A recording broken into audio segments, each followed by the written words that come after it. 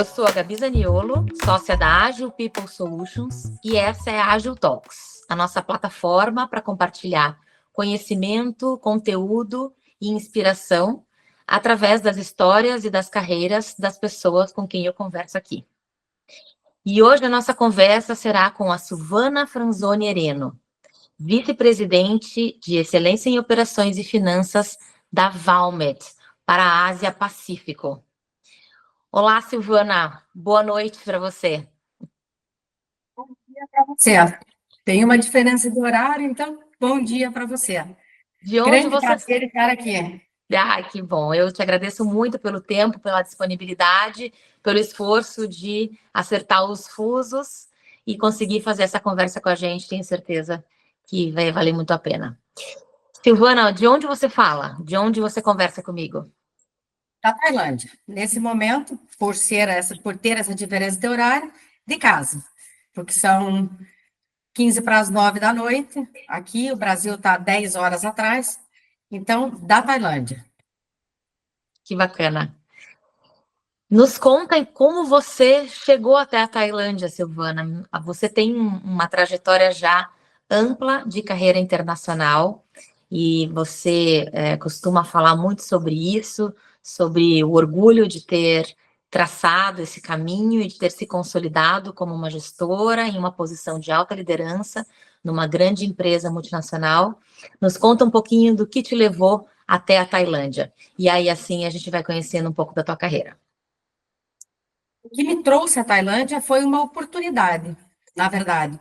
Eu estava na Valmet do Brasil, eu comecei minha carreira na Valmet do Brasil, na área de finanças e supply chain, e após 3 anos que eu estava lá, abriu uma vaga, o que eu, na época, pensei, puxa, como eu já estive na Ásia por 4 anos, talvez eu tenha uma chance de continuar o aprendizado sobre a Ásia.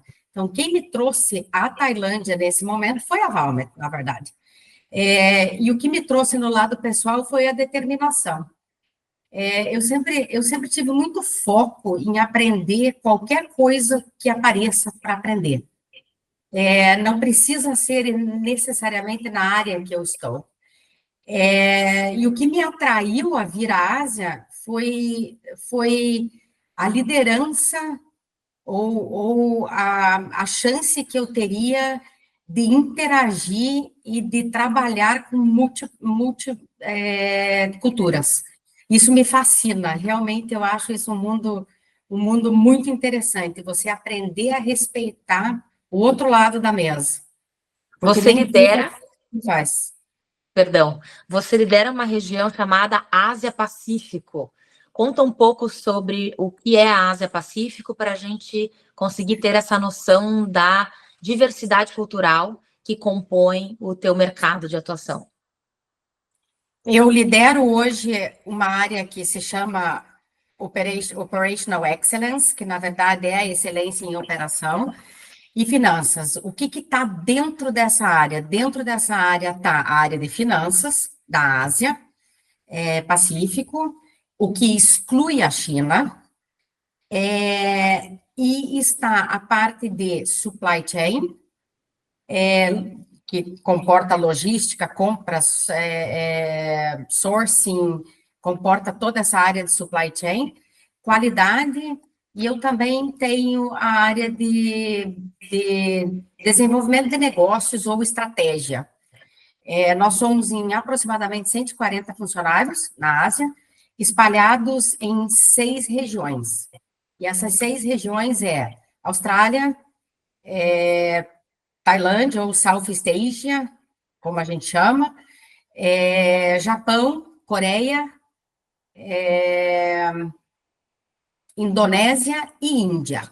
Essas são as 6 grandes regiões, e nesses países, nessas regiões ainda tem mais alguns países. Então, são 9 horas de voo daqui à Austrália, são 11 horas até a Nova Zelândia. Então, você imagina a diferença cultural que tem entre esses países. Por mais que eles estão todos na mesma área, que a Valmet chama de Ásia Pacífico, tem uma diversidade e uma mudança no estilo de como você fazer as coisas acontecer muito grande. E é isso que me fascina muito. Eu imagino e imagino quão interessante seja, mas também quão desafiador é. Nos conta um pouco sobre as tuas experiências com relação a isso. Como foi, ou como está sendo, ser uma mulher líder numa posição estratégica, precisando trabalhar, interagir, conhecer e planejar os negócios para regiões com culturas tão diferentes. Eu acho que é primeiro aceitar as coisas boas de cada cultura.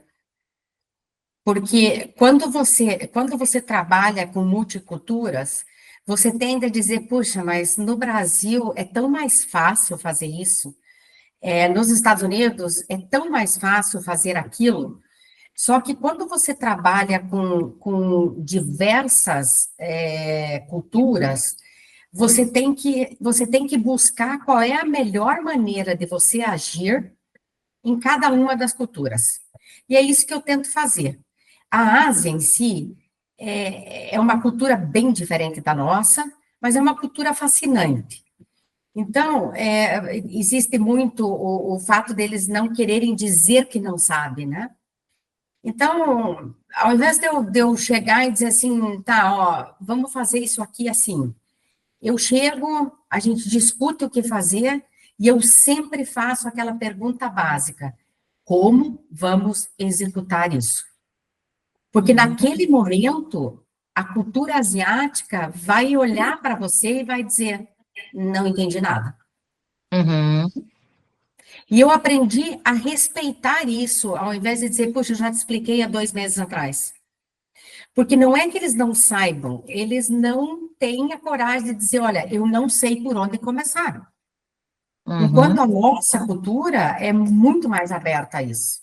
É muito mais aberta a você dizer, olha, eu não posso, eu não quero, eu não consigo e eu não sei. A cultura uhum, asiática não vai dizer isso. Então, são perguntas-chaves. Eu tendo a sempre perguntar para as pessoas, depois que a gente discute qualquer assunto, como vamos fazer? E nesse momento eu descubro que de 10, 3 não tem ideia de para que lado estamos indo. uhum. E aí Então é o ali vira saber uma questionar. construção. Nesse momento você cria um ambiente propício para uma construção em conjunto de uma solução que talvez você mesma não tivesse imaginado, deixando as pessoas à vontade para exporem as suas dúvidas, mas sem expor a sua fragilidade. É isso? Exatamente. E daí, pegando um gancho da tua primeira pergunta, como é ser mulher na Ásia? É muito pior do que ser no Brasil, tá? Não tenha sombra de dúvida, ou na Europa. O Brasil está atrás da Europa, assim como a Ásia está atrás do Brasil. E não é porque tem poucas mulheres trabalhando. Não é isso. Na área financeira, por exemplo, a grande maioria é mulher, ok? Então, não é isso, mas é o fato da mulher agir. O que acontece na Ásia é que você não pode se impor como mulher. Uhum, Porque se você se impor como mulher, só piora a tua situação. Porque eles vão fazer você provar a tua existência. E eu não acho que a mulher tem que provar a sua existência. A mulher tem que aprender e entender em que mundo ela navega. Se ela for sempre no caminho de que eu preciso provar que sou tão boa quanto um vice-presidente de outro sexo, não é sexo que se usa hoje, é de outra gênero. opção, Uhum, gênero, exatamente, de outro gênero, é, é, tudo é mais fácil. E estando na Tailândia, Gabriele, é muito interessante ver o quanto a Tailândia em si, agora eu estou me referindo só à Tailândia, ela não tem esse negócio contra esse gênero, contra aquele gênero, contra isso, ou contra a tua opção de vida. Não é nem opção de gênero, é opção de vida. Porque Uhum. Na Tailândia é legalizado. Se você, por alguma determinação sua, resolver que você vai seguir esse caminho ao invés daquele, através do teu gênero, Uhum. você tem toda a liberdade de fazer isso. Então, isso eu aprendi muito aqui. Isso eu aprendi muito a respeitar e a realmente dar valor e não só dizer, não, eu não tenho preconceito. Porque a gente tem Uhum. muito esse negócio, eu não tenho preconceito. E o preconceito não é de gênero, não é da tua opção, é de que se você é mulher. Aqui tem um certo preconceito da capacidade feminina na Ásia toda, Uhum. na Ásia toda. E tentar impor não te leva a lugar algum. Não E te os leva a lugar algum. Porque você vai enfrentar uma barreira cultural que está estabelecida há muitos anos e para ser evoluída, para avançar, ela precisa de tempo e jeito, e não de enfrentamento, na tua opinião, né? Seu time, Exatamente. seu time é composto por pessoas de diversos países? Conta um pouquinho como é a composição dessas 140 pessoas. Nós estamos espalhados em todos os países, sendo os maiores Índia, Tailândia e Indonésia. Esses são os 3 países que nós temos mais funcionários trabalhando na Valmet, no geral. E, lógico, nas áreas de suporte, você também vai ter mais funcionário nessas áreas. A Índia sendo onde eu tenho o maior número de funcionários, mesmo porque eu tenho uma centralização de supply chain Uhum. na, na Índia. E o que acontece também, que é muito interessante, é a diversidade de cidades no mesmo país. Por exemplo, na Tailândia, nós estamos em 4 países, em 4 estados, ou províncias, como é chamado aqui. Na Índia, nós temos 6, pelo menos, para não esquecer de nenhum. Então, tem funcionários na Índia com uma diferença cultural muito grande, de Uhum. Chennai para Gurgaon, para Nova Delhi, para... Então, tem uma... E essa navegação nesse mundo que você imagina entender um pouquinho, eu não consigo entender nem 10%, por mais que esteja trabalhando na Ásia há 11 anos, só pela Valmet são 7, mas eu tento toda vez entender essa diversidade, e essa diversidade é exatamente igual para mulher e homem, ou estado para estado, ou uma região para outra região. Existe essa diferença cultural, existe dentro das empresas muito mais do que a gente como mulher, Uhum. sempre na mesma tecla.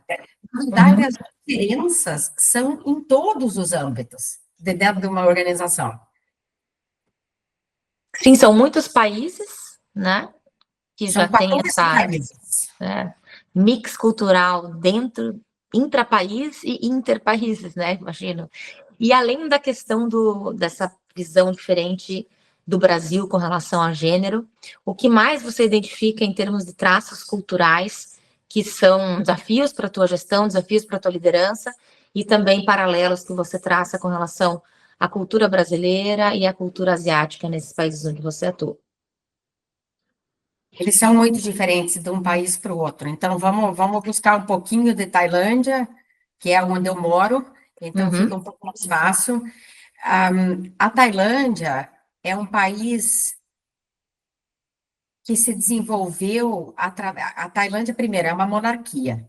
E é uma monarquia, porque existem alguns países da Europa, como, por exemplo, a Espanha, a própria Inglaterra, a Dinamarca, que essas monarquias são, eu não vou usar nenhum termo errado, não é uma semi-monarquia, mas o poder monárquico é muito menor. A uhum, Tailândia é uma monarquia. A gestão da Tailândia é feita pela monarquia. Eles têm primeiro-ministro? Sim, tem. Mas é uma monarquia militar com primeiro-ministro, ok? uhum. Então, uma das coisas que se toma muito cuidado, por exemplo, aqui, é quando se fala da família real. certo? A menos que você esteja numa privacidade e tenha um vínculo de amizade, você não vai conseguir que um tailandês diga para você, puxa, mas isso aqui não está certo na área política, né? Uhum, Então, isso é uma grande diferença por exemplo, a Índia tem muito disso também, a China, que morei 4 anos, tem muito disso também. No Brasil, a gente critica a política interna e externa. O uhum, tailandês não vai fazer isso de maneira alguma. E muitas das culturas na Ásia não vai. Então, a crítica dentro das organizações é muito diferente. É muito entendi. diferente É um reflexo. Uhum, para nós. Do Brasil para cá é uma diferença muito grande. Da crítica feita dentro das organizações para com a organização e para o mundo externo.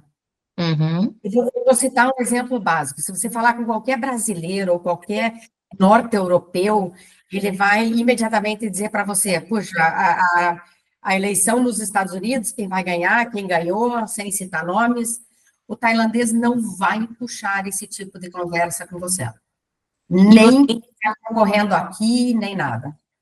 você enxerga dentro da cultura da Valmet, das empresas em geral, das organizações, esse espelho, de que maneira você consegue fazer esse contraponto, não contraponto, de que maneira você entende o impacto dessa cultura mais ditatorial, digamos assim, né, um pouco mais rígida, dentro das empresas e que impacto isso gera para a tua gestão.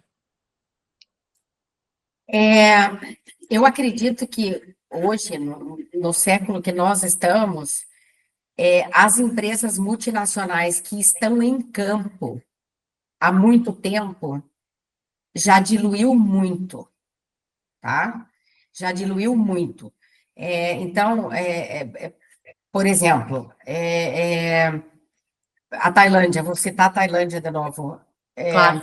Tailândia, quando você se aproxima de um tailandês que ele julga que você tenha um nível hierárquico maior que ele vai passar baixando a cabeça por você até que ele passe do teu corpo, tá? Uhum, Só que você quebra isso nas empresas hoje. Só que você quebra, depende muito de quem você coloca. Por isso que certo. eu sempre digo às pessoas, se você tem ambição de fazer uma carreira fora, primeiro, você tem que entender que você é o ser estranho Uhum, naquela organização. Não é o econômico daí nós vamos falar na Índia. certo. A Índia, sim, é a casta, é a posição que você está e etc. Na Tailândia, no Japão e na Coreia, é a senioridade. É o você Entendi. saber respeitar que a pessoa tem uma certa idade e trabalhou durante 20 anos, independente de qual indústria, é a senioridade. Então, Entendi. nós, a Ásia, o que que é um exemplo que eu posso citar muito, muito claramente? A Ásia ainda espera de você, como gestor, que o mais sênior, que o mais experiente seja promovido. E Uhum, isso não rege os mercados mais hoje, não. Hoje, você tem que buscar uma diferença para você ser vista e alcançar uma promoção que você tenha almejado. A Ásia, a cultura asiática ainda é muito, muito forte. Então, gerenciar isso traz explicações. E a gente uhum. não está preparado para isso.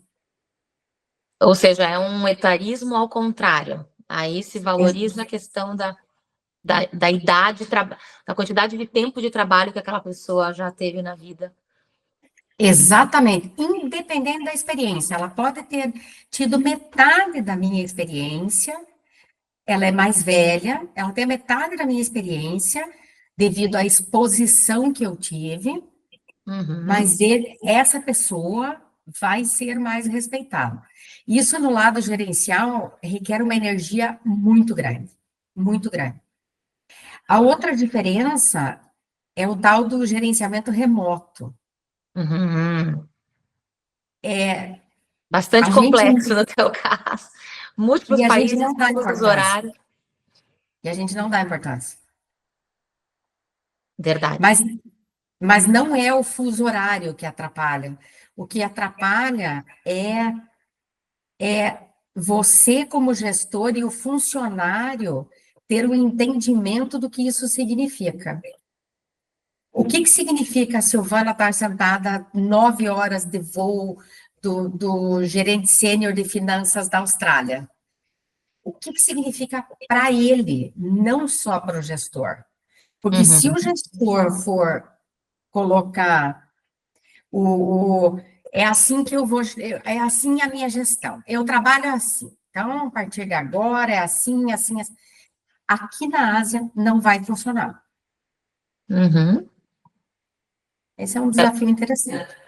Vai precisar haver uma construção, uma composição de um modelo que muito provavelmente vai ser um modelo específico entre aquele gestor e os liderados para fazer com que o trabalho flua, as coisas aconteçam, independente de distância, de hierarquia, né?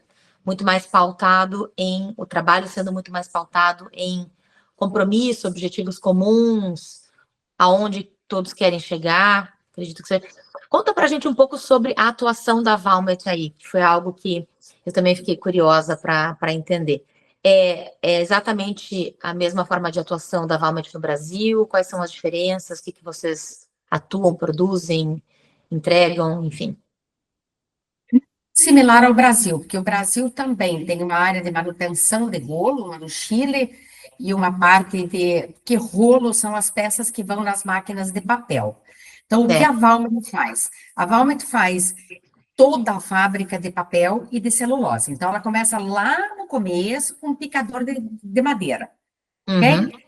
E ela tem todo e qualquer equipamento até sair qualquer tipo de papel que você imagina, desde o fine paper, desde a embalagem, desde o...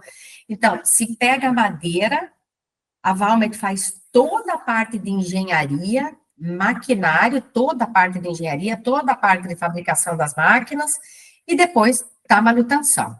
Então, em poucas palavras, a Valmet tem uma cadeia inteira, desde a madeira até o papel que você consome em casa. uhum. Todo e qualquer tipo de papel.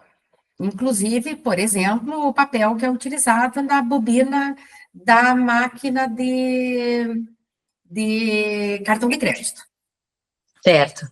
como Uhum, um exemplo. Então, é isso que a Valmet faz. A diferença entre os países da Ásia e o Brasil é que aqui os clientes estão todos muito distantes um do outro. Então, o Brasil hoje está dividido, se eu não estiver errada, em 3 regiões. Ok? A uhum. região do Chile, a região que está a Argentina lá embaixo e a região do Brasil. Então, são 3 regiões. Aqui nós temos 6. Então, a diversidade e a complexidade é maior. Uhum. Mas o que oferecemos aqui na Ásia, oferecemos na América do Norte ou na América do Sul. Certo. O estilo de liderança da Valmet é muito parecido, porque a Valmet tem valores muito fortes, né?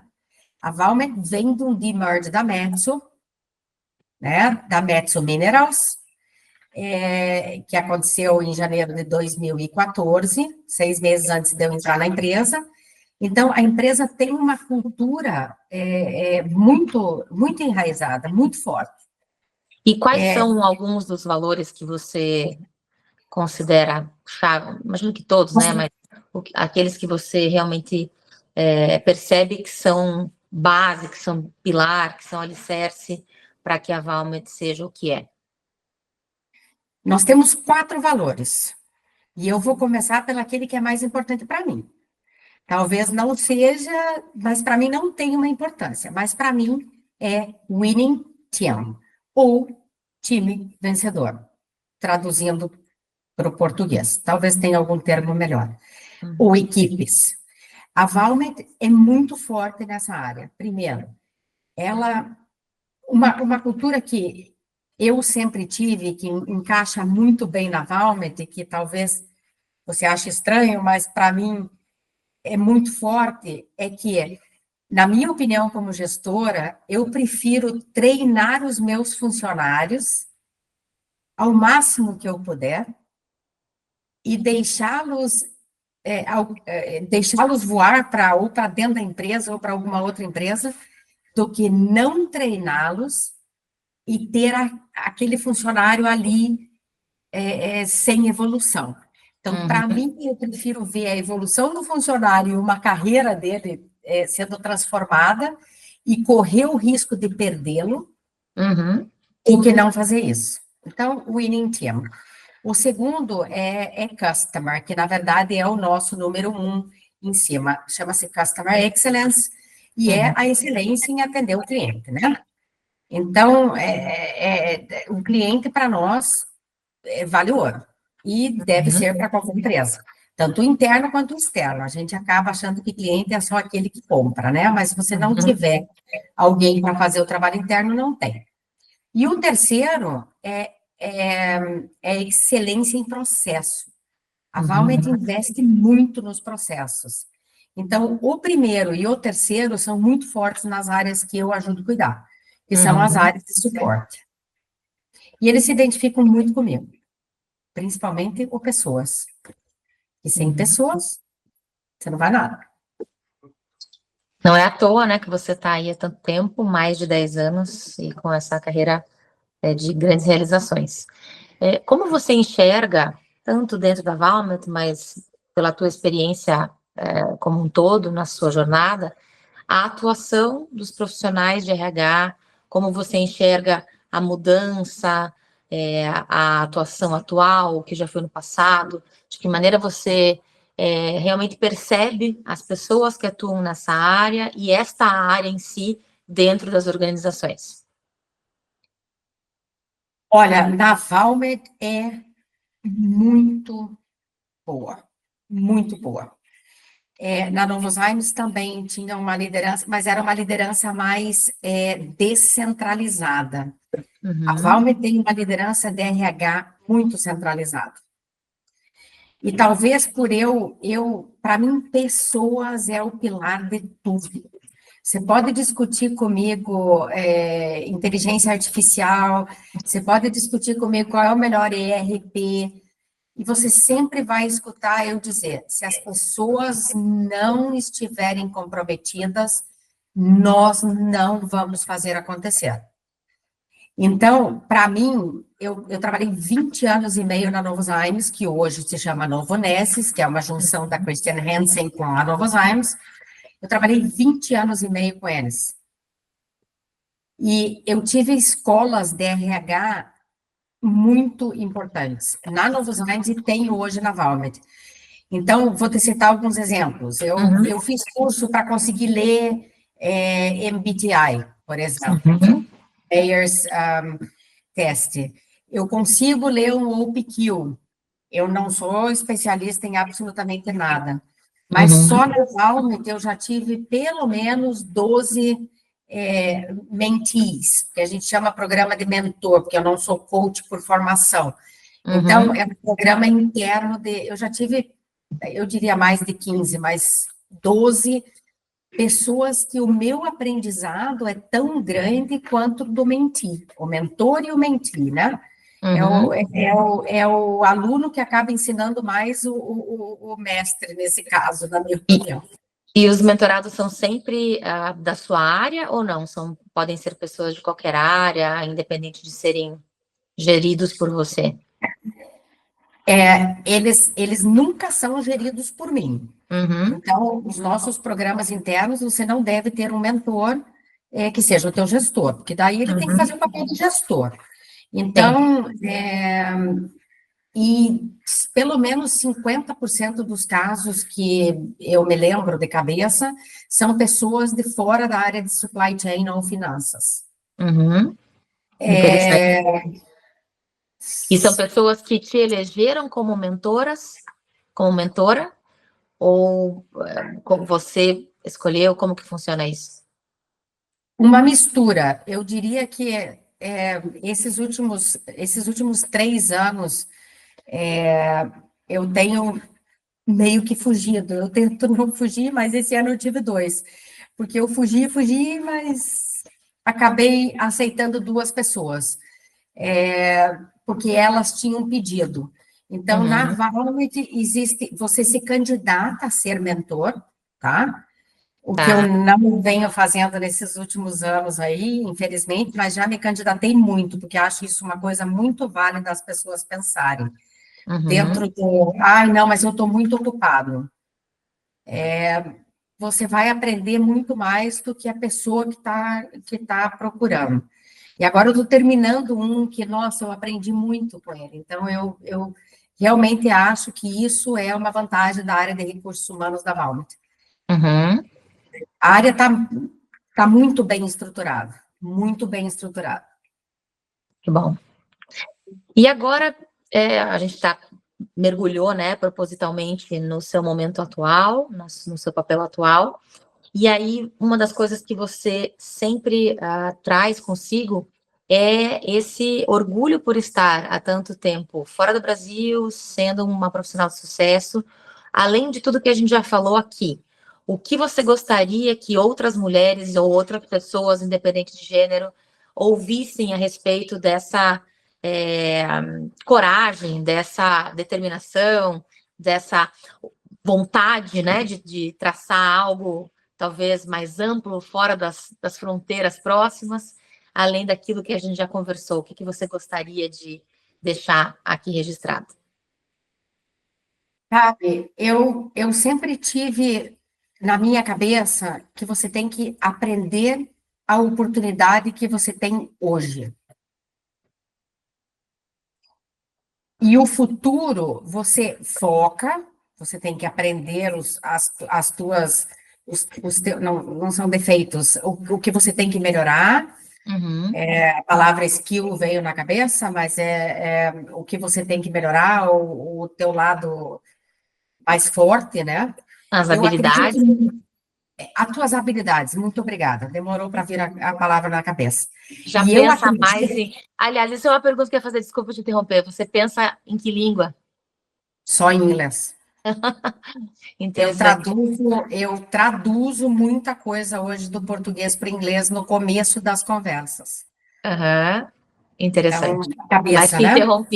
te interrompi, Não. desculpa. Você estava falando sobre focar nas habilidades que você precisa desenvolver no presente, e aí você ia dar continuidade. Aprenda o hoje. Não deixe para amanhã nada que você tenha alguns minutos para fazer hoje. Então, se é limpar a tua mesa ou escrever, ou começar aquele relatório, porque daí amanhã você vai pensar naquilo que você escreveu ontem em 5 minutos, que, lógico, não é um relatório pronto para ser mandado, mas é aquela tua primeira ideia que vai para o papel e no dia seguinte. Então, comece hoje tudo o que você, o que você quer focar para amanhã.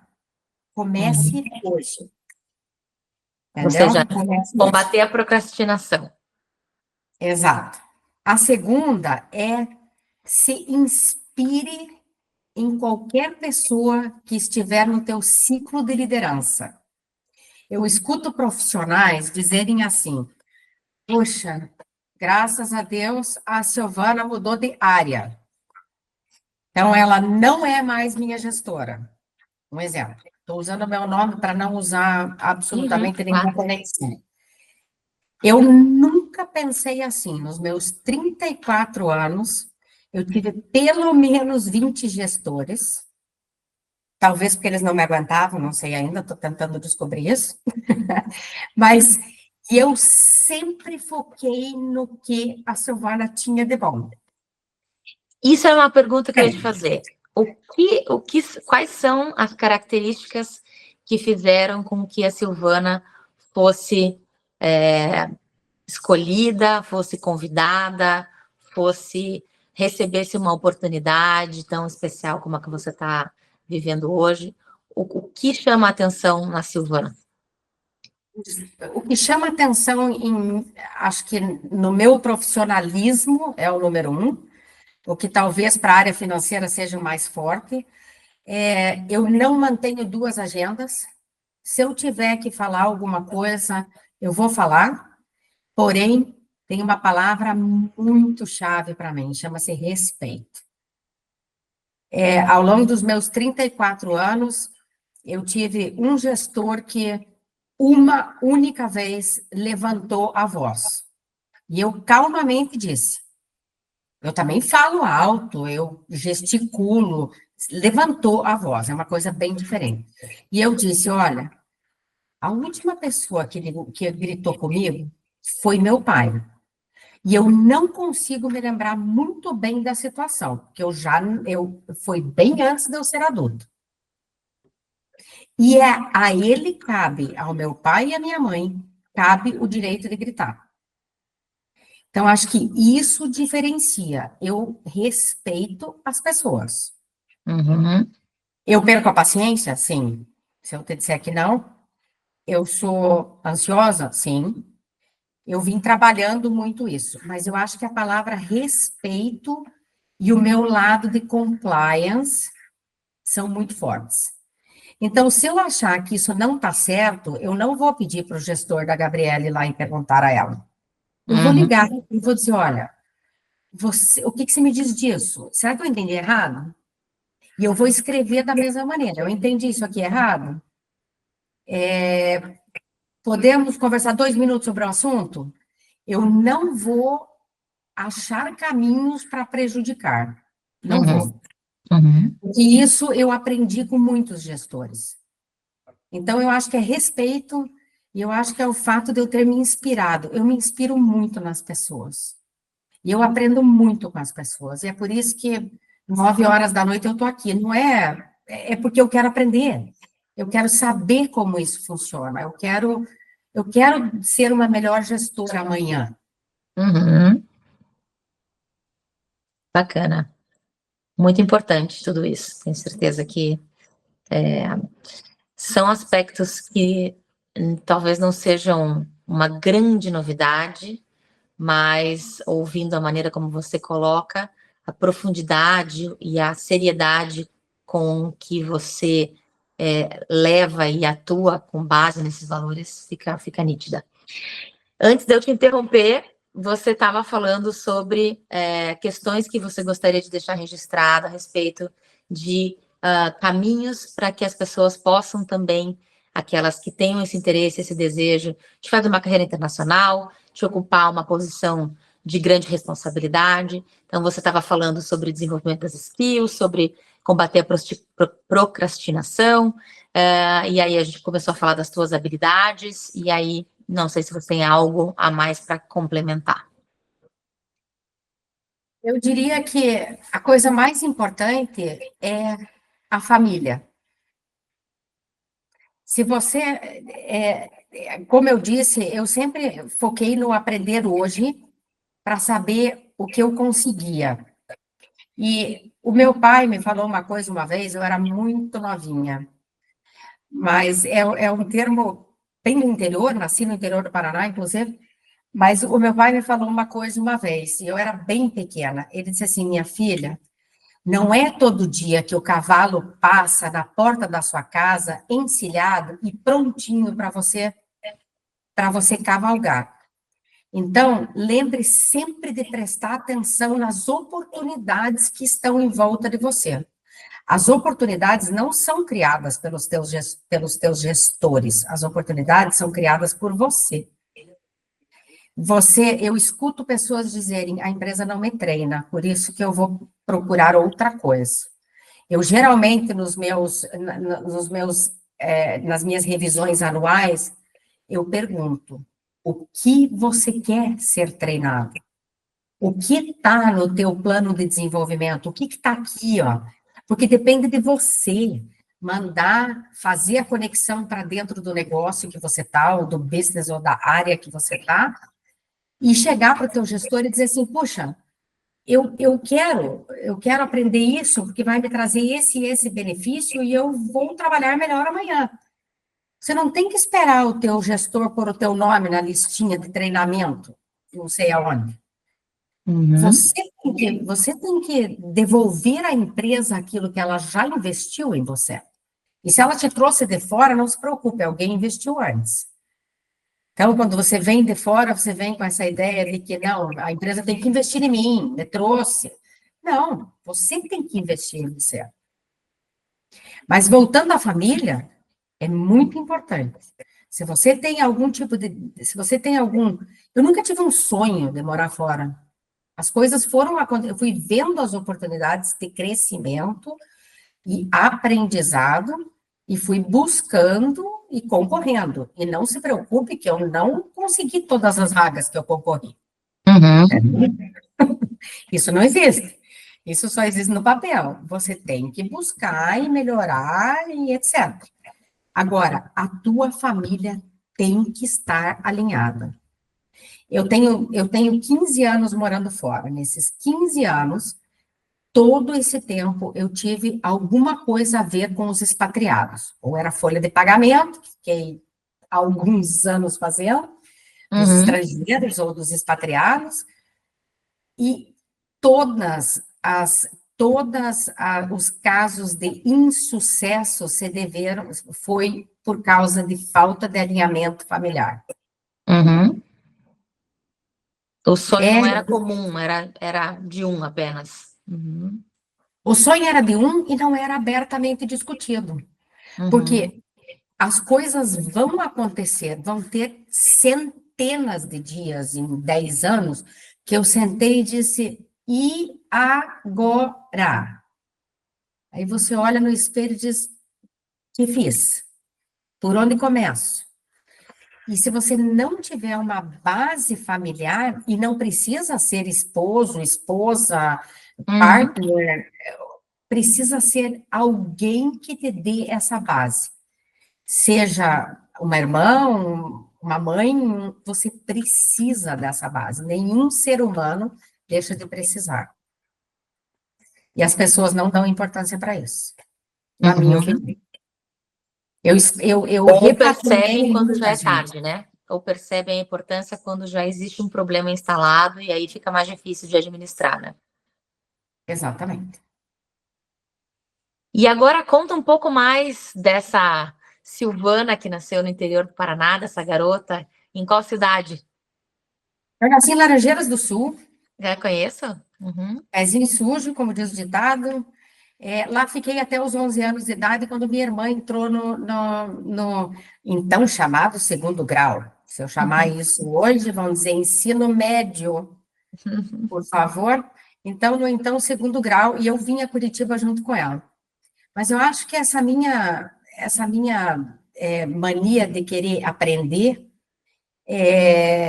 aprender e aprender e aprender, aos 16 anos eu resolvi fazer um concurso para morar nos Estados Unidos, como estudante, como Uhum. exchange student. E ali eu acho que eu descobri um mundo totalmente diferente sobre culturas. E quando você se inscreveu para o curso, de que forma isso veio? Assim, você, é, enfim, queria conhecer um lugar diferente, queria sair um pouco das quatro linhas aqui onde você estava? Como é que foi isso? Olha, se eu te contar bem a verdade, o que ocorreu foi que minha melhor amiga estava fazendo esta prova e eu pedi para o meu pai, porque eu queria fazer a prova, e ele disse para mim: se você fizer a prova, eu vou te dar os US$ 80, me lembro como se fosse hoje, eu vou te dar os 80 Como era o nome dólares, do seu pai? Hildo, tá? Firme. Ele disse assim para mim: só que se você passar, você vai. E tem mais uma coisa: se você for, você não volta antes do período vencer. Eu pensei, agora não sei mais nem se quero. Afinal, que eu fiz o concurso, passei, fui para um estado totalmente diferente da melhor amiga. Nós nunca nos vimos naquele um ano nos Estados Unidos. Mudei de família uma vez, tenho contato até hoje com a minha família que eu morei no Tennessee. E daí, quando eu voltei de lá, na época que eu prestei vestibular, você não podia zerar em nenhuma matéria. Uhum. Me Precisa me lembro. perguntar em o que eu zerei? Não tenho a menor ideia. Em português. Eu ia chutar, mas eu não queria Eu, reforçar o estigma. Não queria reforçar o estigma. eu nunca gostei. E aí que acabei passando numa universidade menor, fiz SPEI, na área de administração, e aí eu fui tendo oportunidades, eu daí conheci meu marido, que veio a falecer anos depois, numa empresa, que se você conhece a Ruth, ela até deve ter te falado isso, e acabei arrumando emprego nesse lugar onde eu conheci. E aí, um dos dois queriam sair, porque a coisa estava. E eu não queria que ninguém soubesse, porque os dois trabalhavam na área financeira, e acabei entrando na Novozymes. Única e exclusivamente por falar inglês. Porque eu não tenho formação contábil, eu tenho formação em administração, tenho 3 MBA, ou 2 internos, pelo menos, mas 3. E fui aprendendo, e ele foi meu maior mestre, né? Claro, porque ele era contador da empresa, e foi o meu maior mestre. Mas depois, essa vida de morar fora também não é tão fácil, porque eu tive uma tragédia muito grande na família, acabei voltando para o Brasil, e aí estava quietinha no Brasil há 5 anos, entendeu? Ai, 6 anos quase, 5 anos. Mas aí, um belo dia, alguém me fez essa pergunta e essa vaga estava na Intraweb, entendeu? Falei, poxa, então. Mas essa é a minha história. Eu nunca fui aquela aluna A até eu entrar na faculdade. A faculdade eu fiz super bem feita. Por quê? Não sei, alguma coisa me ligou na tomada, eu diria assim. A faculdade eu fiquei entre os 3 primeiros alunos, mas eu vou confessar para você que o meu ensino médio, eu fui aquela filha assim, passei, não passei, mãe? Passou. Tá bom. E é isso. Então, essa menina não caiu nada do céu, e morar fora não é tão fácil, entendeu? A Eu pessoa tem imagino que que não ser seja nada fácil, nada fácil. muito centrada. A pessoa tem que ter muita determinação. Senão, ela volta. Porque é E muito mais gostoso. o que voltar? Uhum. Muito mais gostoso trabalhar na tua cultura. É mais fácil, é mais gostoso, requer menos energia. A não ser que seja alguém como eu, que vejo nas pessoas uma mistura que me faz crescer todo dia como ser humano. E esse interesse natural, essa curiosidade e esse interesse pelo aprendizado, que aí fazem você querer estar sempre, talvez, fora da tua zona de conhecimento já, né? Querendo se colocar sempre, entre aspas, à prova para alguma coisa além daquilo que você já sabe, além daquilo que você já domina. Parênteses aí cabe, porque eu escutei minha vida inteira de todos os meus amigos e profissionais de carreira e minha família. Silvana, você já nasceu mandando. Passei a vida inteira escutando isso. Eu tenho um filho de 29 anos, que virou gerente, conseguiu virar gerente um ano antes que eu. E eu sempre falei que, na minha opinião, é a inspiração que você vê em outros líderes. Para mim, a inspiração de outros líderes que começa na sua casa, porque tanto meu pai quanto a minha mãe sempre foram líderes, sempre foram, nunca trabalharam em multinacional, mas sempre foram donos de negócio. Meu pai e minha mãe tiveram no supermercado por anos e anos e anos. E, e sempre foram, eu sempre vi neles um exemplo.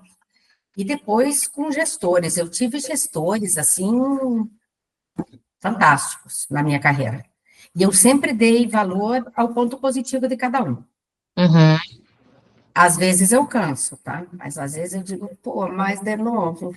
Mas isso faz parte do teu próprio aprendizado de saber lidar com isso. Sem Então, dúvida. se inspire, entendeu? Veja a oportunidade e se inspire. E perceber o aprendizado em tudo, né? Não apenas na educação formal, não apenas, então, puxa, você poderia ter ficado frustrada porque não foi aprovada na faculdade que você queria, que você sonhava, e de repente isso poderia ter sido a tua bengala para justificar uma carreira não tão bem sucedida por conta daquilo. E foi o contrário, né? Você, de certa forma, também ficou ainda mais aguerrida, ficou ainda mais interessada, entusiasmada em absorver conhecimento e beber em todas as fontes que você continua bebendo até hoje, que é, sem dúvida nenhuma, teu motor de energia e teu combustível para essa carreira interessante, intensa, rica, diversa, muitas palavras aí para definir tua carreira. E com muita pedra no caminho. Sim. E com muita pedra no caminho. E eu acho que esse é uma outra coisa que eu poderia falar para as pessoas. Não tenha medo de cair. Tenha medo de não ter apoio para conseguir levantar. Então, talvez isso explique muito dessa minha. Eu aceito muito as coisas, talvez por. Eu tive uma tragédia muito grande na minha vida. Eu perdi filho e marido num acidente de carro que eu estava junto. E eu caí muitas vezes de não conseguir levantar. Então, eu acho que os profissionais de hoje precisam entender que eles têm que criar o alicerce deles em todos os ângulos da vida, porque você não vai levantar só com a família. Você vai levantar com uma somatória de você, mais os amigos, mais a família, mais os profissionais que te conheceram por X número de anos. Então, não tenha medo de cair. E quando você cair, respeite o fato de que você precisa se recuperar. No trabalho, eu não estou dizendo de um acidente, como aconteceu comigo, mas no trabalho, a gente tende a. Eu me pego, às vezes, até hoje. Como eu consegui chegar nessa situação? São 2 horas da manhã, nós temos esse e esse problema. Como é que eu não vi isso acontecendo? E me cobro muito. Então, hoje eu me permito cair e dizer, tudo bem, e agora? Quem vai me ajudar? Então, os líderes de hoje não precisam saber como fazer, eles precisam saber quem sabe. E ter o network para isso, e ter, né? Ele não precisa saber fazer. Se ele souber fazer muito, ele é um técnico, ele não é um líder. Uhum. Eu sabia da sua história, porque a Ruth Bandeira, que é sócia do Grupo Propósito, do qual a Ágil faz parte, e te conhece super bem, né? Vocês, inclusive, trabalharam juntas um período. Tinha me contado, eu jamais tocaria nesse assunto, mais uma vez que você tocou, muito obrigada, primeiro, por ter compartilhado, e tenho certeza que fica apenas ainda mais evidente a fibra extremamente resistente da qual você é feita, e não é uma fibra que só vibra em resistência, mas vibra também em entusiasmo, em amor pela vida, né, pela oportunidade de estar aqui aproveitando tudo que ela está te proporcionando. Silvana, quero te agradecer muito. Fica à vontade se você quiser complementar com algo além do muito que você já contribuiu aqui com todos nós, porque estamos chegando ao final de mais uma edição da Agile Talks, super especial, aqui com a Silvana. Acho que a minha mensagem é muito simples. Aprenda. Aprenda tudo o que a vida te der oportunidade. E não tenha medo do desconhecido. Eu, depois de tudo que eu passei, fui casar com um médico. Alguém da área financeira consegue casar com médico? Poucos. E a gente já está junto há mais de 10 anos, então já deu certo, né? Então, não tenha medo de cair, e de aprender, e de perguntar, e de fazer tudo pelas pessoas. Não existem empresas. As empresas são feitas de 4 paredes, alguns têm sala fechadas, outros não, e é só isso. As empresas são feitas de pessoas, e pessoas têm alma, pessoas têm vontade. Então, eu quero deixar um agradecimento maior do que o teu, porque eu acho que eu gosto muito de poder compartilhar o bom e o ruim que aconteceu comigo, porque eu quis contar isso no final, justamente para as pessoas entenderem que nem sempre a vida é feita de rosas. Cabe a nós conseguir levantar. Então, eu quero agradecer a Ágil, a propósito, a Ruth, que foi para ela que eu mandei a mensagem. Ela sempre me ajudou muito, a Ruth sempre foi alguém que me deu a mão em todas as oportunidades que ela teve, de me escutar, em dias não muito fáceis. E, então, eu quero agradecer realmente de coração o teu tempo, a tua vontade, e desejar boa sorte e me colocar à disposição. Se as pessoas têm alguma curiosidade, mandem um e-mail, me perguntem alguma coisa. Que bacana. Obrigada, Silvana, mesmo, mais uma vez, por tudo. A gente vai deixar seus contatos para que as pessoas possam te acessar e possam, enfim, dar continuidade a essa conversa em qualquer canal que vocês queiram. Muito obrigada a todos que nos assistiram, nos acompanharam por aqui. Essa foi mais uma edição da Ágil Talks e até a próxima.